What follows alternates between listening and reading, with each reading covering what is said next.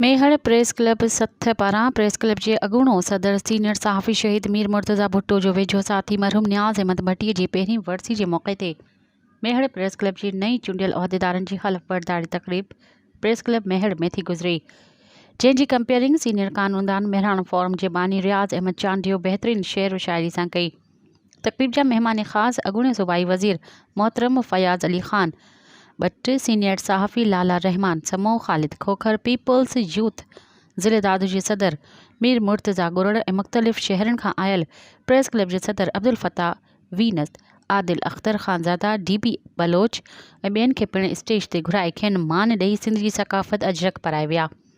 उन मौक़े ते मेहड़ प्रेस क्लब जी नई चूंडिजी आयल बॉडी जे दोस्तनि खे अॻूणी सूबाई वज़ीर मोहतरम फयाज़ अली ख़ान भट्ट हलफ़ पिणु खणायो। इन मौक़े ते सहाफ़ी बिरादरी सां गॾु मुख़्तलिफ़ प्रेस क्लब जे उहिदेदारनि समेत सियासी समाजी माण्हुनि पिणु शिरकत करे मरहूम सहाफ़ी न्याज़ अहमद भट्टी जी मग़फ़िरत लाइ दुआ घुरी ऐं प्रेस क्लब मेहड़ जे नवनि चूंडियल उहिदेदारनि खे मुबारकबाद पेश कई। मज़ीद ख़बरनि ऐं तफ़सीलात लाइ विज़िट कयो असांजी वेबसाइट www.awamiNewsHD.com ऐं ॾिसंदा रहो अवामी न्यूज़ HD।